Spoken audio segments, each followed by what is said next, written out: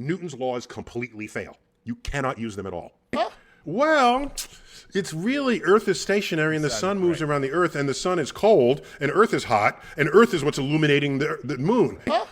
Welcome to Science Dome. Yes. Huh? In the Fight Dome, Huh? that has been experimentally and observationally verified. Huh?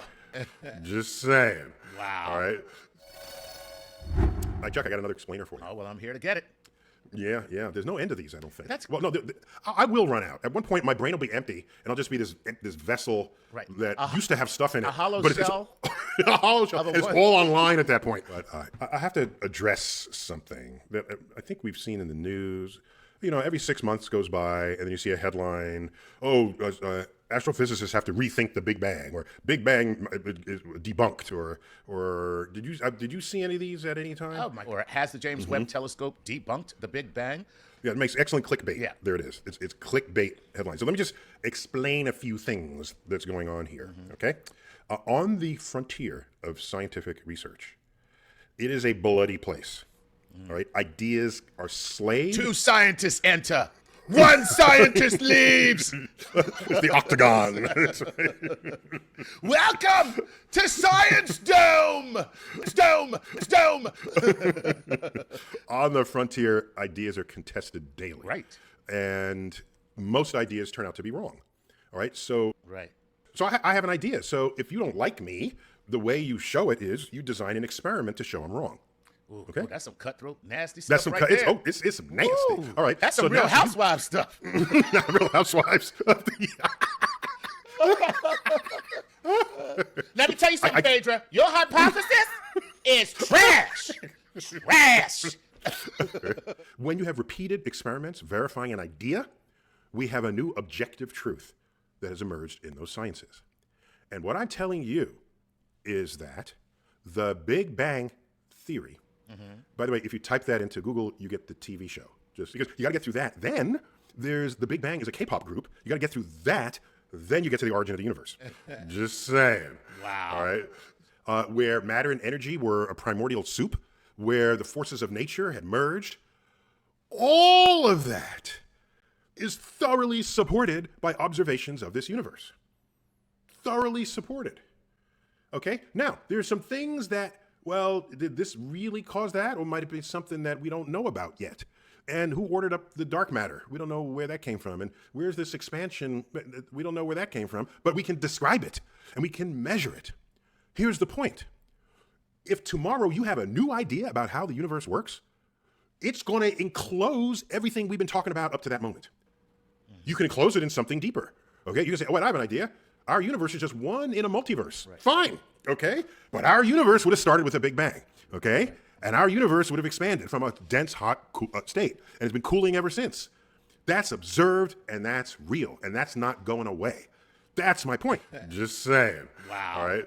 So what you have are journalists trying to make clickbait. And if there's some little thing in the early universe that is still on the frontier, still being contested in the octagon, in the Fight Dome, just saying. And some new idea is emerging over another idea. People say, oh, Big Bang is in trouble. Scientists go back to the drawing, but Big Bang is not in trouble. Right. I'm just saying, it's not in trouble. It is a whole thing that could conceivably fit in a deeper, bigger idea. Right. But it's not going to be swapped out tomorrow. We're not going to find out tomorrow, gee, the early universe was cold instead of hot. That is not going to happen. That's not how science works. So if you're going to come up with something new, you're not coming up with something that will change the old. All you have to the old that has been experimentally verified. That's done. Right. If you're going to come up with something new about the Earth and the Sun, it's not going to be, well, it's really Earth is stationary and the sun moves around the Earth, and the sun is cold and Earth is hot and Earth is what's illuminating the moon. That is not going to happen. Right. Okay? You can't just pull an idea out of your orifice and ignore experimental verification of what's going on. Right. So you might come up with the Big Bang, but you're not changing the Big Bang. Well, what's the Big Bang? I get a C+ on that one. Yeah, it's what came before the Big Bang. We call it the Big Bang. The Big Bang? Okay, that's a B+. If that's what's your thing? Yeah, that's before the Big Bang. Yeah, it's before the Big Bang. So, and by the way, when we think of Einsteinian physics, so it's relativity, which completely usurped Newtonian gravity and Newtonian motion. All right, what we call the era of classical physics, which led right up to the late 1800s. Newton's ideas reigned supreme. All right, and he told you what gravity did, what motion did, and acceleration in a pre-existing space, and it was working. Okay, it was working. And then people said, "Well, wait a minute, the orbit of Mercury is not really following Newton's laws." And we said, "Oh, we got this. We know we got this. There's another planet you can't see that's tugging on it. We even had a name for that planet. It was called Vulcan. Okay, Huh? a hypothetical planet. Huh? A hypothetical planet tugging on Mercury so that we didn't have to throw out Newton's laws. All right, so that was invoked just out of, we just pulled that out of our ass. All right, so that was invoked just out of, we just pulled that out of our ass, right? Said, there it is, we'll find it one day. Einstein comes along with his special theory of relativity and then his general theory of relativity. And what we find is that at high gravity, like near the sun, and at high speeds, at high gravity and high speeds, Newton's laws completely fail. You cannot use them at all. Newton's laws completely fail. You cannot use them at all. So do we say, did we throw away Newton? No, we didn't. You know why? Because if you take Einstein's equations and plug in low speeds and low gravity, they become Newton's equations.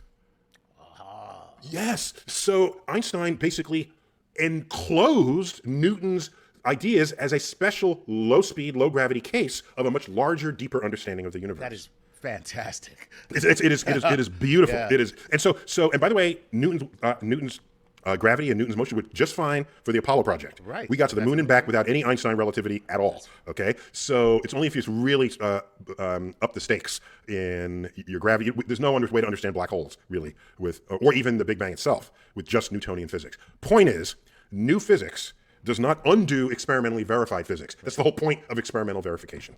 That's all. Look at that. And so the Big Bang is just fine. You want to do something else with it? Take it body and soul and stick it in some other theory you have. But you can't undo what the experiments and observations have shown. And that is an explainer for you. There you go. Wow, that is good. Take that, Big Bang deniers. Take that. So that's an explainer from the Octagon, from the Scientist Fight Club. There it is. You got it. Science Fight Club. I love it. In the Fight Dome. Wow. All right. I'm just saying. That's not how science works.